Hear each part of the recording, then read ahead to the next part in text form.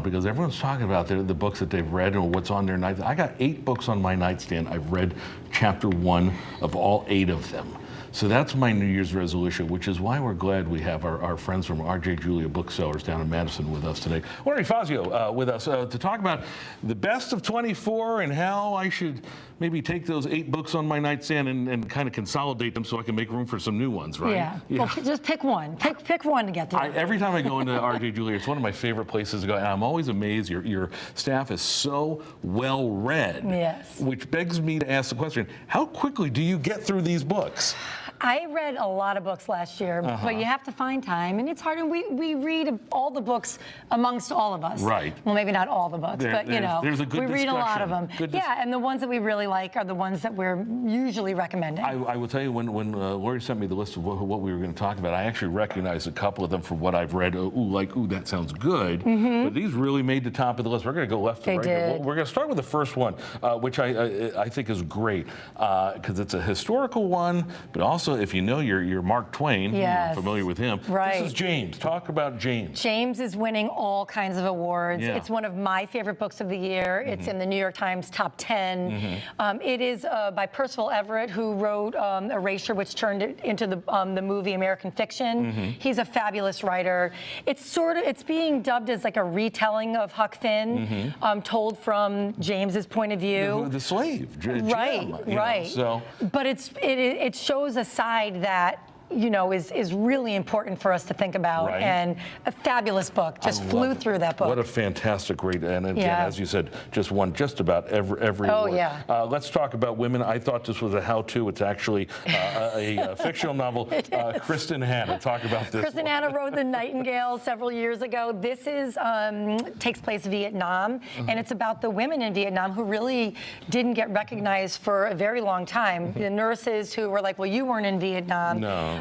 It's a tough book. I mean, there's definitely hard things to read in this book, but it's fast-paced, and coming back from Vietnam, how that's really was part of the battle. Absolutely. Again, that is the novel.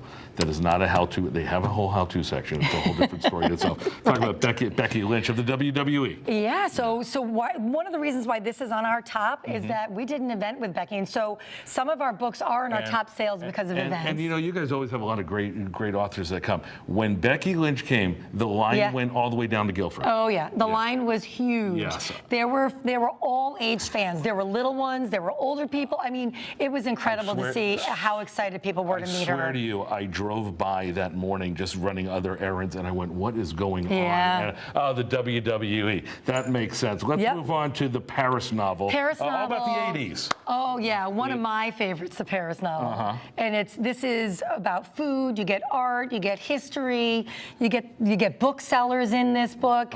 It's fiction. Ruth Reichel, you may know her because she writes about food.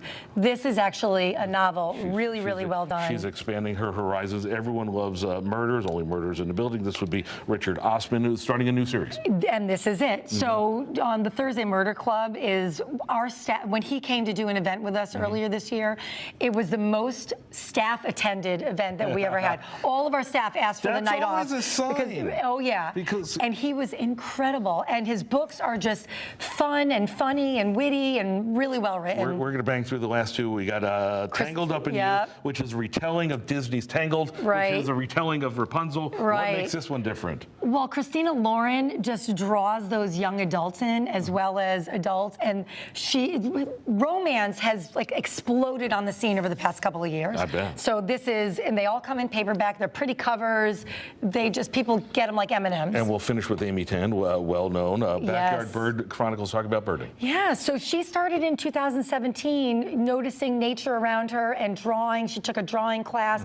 So not only is she journaling in this, but she's got pictures in here of things that she's drawn. And then when the pandemic hit, she really exploded into the backyard. Found another hobby. Yeah. In case you haven't figured out, in case you haven't been down to R.J. Julia's, right in downtown Madison, if you are looking for something but you don't know what you're looking for, clearly Laurie and the team, they know. So lean on them for good ideas for 2025, right? We're the experts. Good. Well, we're going to count on you to come back and give me more books to put on my nightstand that I promise you I'm going to read more than chapter 1. I feel your pain. Nice to see you. Thank you. Thanks for having me. Happy New Year.